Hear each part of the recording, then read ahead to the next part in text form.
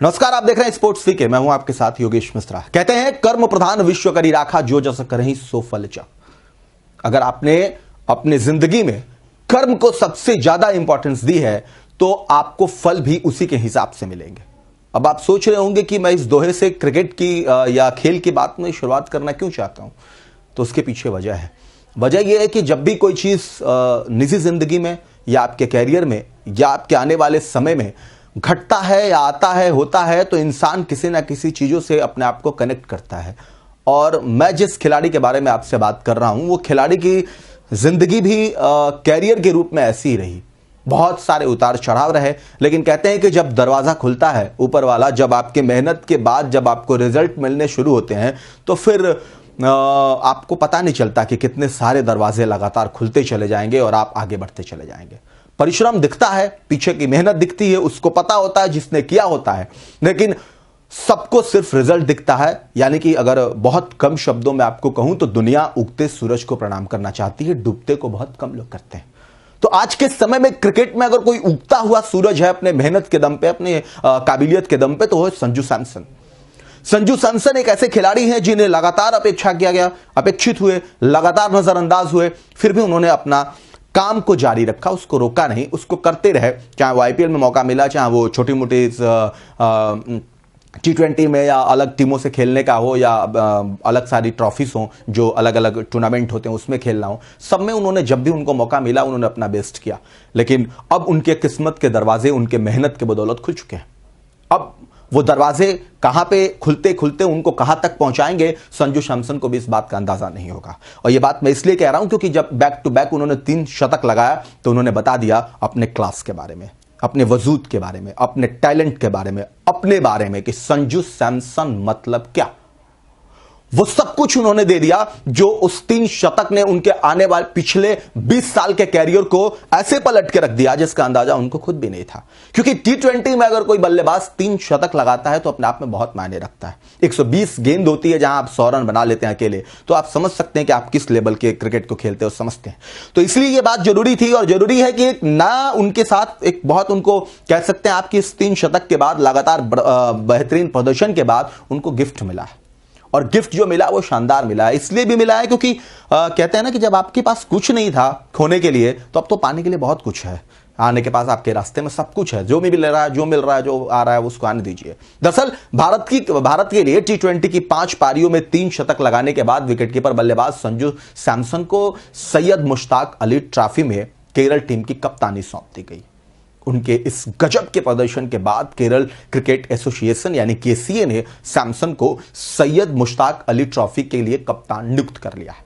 यह टूर्नामेंट 23 नवंबर से 15 दिसंबर तक चलने वाला है।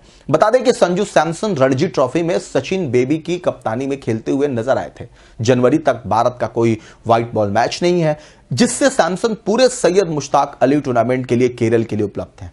भारतीय टीम वर्तमान में 5 मैचों की बॉर्डर गावस्कर सीरीज के लिए ऑस्ट्रेलिया दौरे पर है। केरल को ग्रुप ई में गोवा, मुंबई, महाराष्ट्र, सर्विसेज, नागालैंड और आंध्र प्रदेश के साथ रखा गया है। केरल की टीम अपने सभी मैच जिमखाना ग्राउंड और राजीव गांधी स्टेडियम में खेलेगी। संजू सैमसन ने हाल ही में खेले गए 5 T20 मैच में से 3 में शतक लगाए। उन्होंने बांग्लादेश और दक्षिण अफ्रीका के खिलाफ लगातार 2 शतक और फिर दक्षिण अफ्रीका के खिलाफ चौथे T20 में 1 और शतक लगाया। उन्होंने बांग्लादेश के खिलाफ तीसरे और अंतिम T20 में शतक लगाया, फिर दक्षिण अफ्रीका के खिलाफ पहले T20 में शतक लगाया। इससे संजू सैमसन लगातार 2 T20 मैचों में शतक लगाने वाले पहले भारतीय बल्लेबाज बने। इसके बाद वह अगले 2 मैचों में 2 बार 0 पर आउट हुए, लेकिन फिर सीरीज के चौथे और अंतिम T20 में उन्होंने 1 बार और शतक लगाया।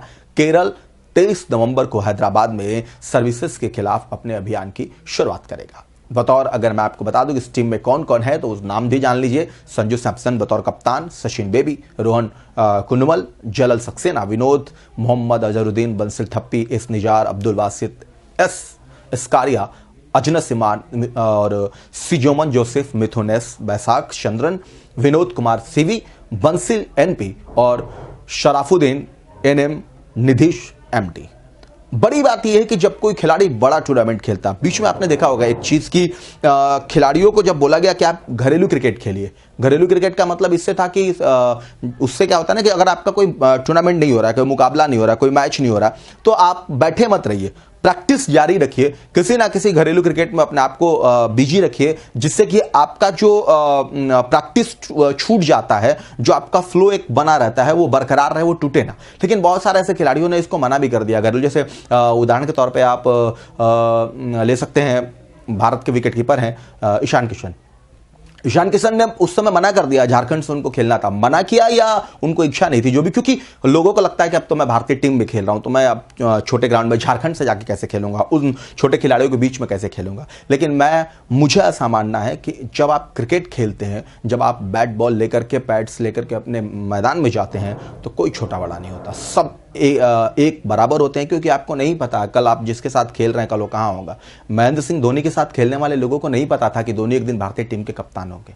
सचिन तेंदुलकर के साथ खेलने वाले लोगों को नहीं पता था कि दुनिया में क्रिकेट के भगवान के रूप में जाने जाएंगे।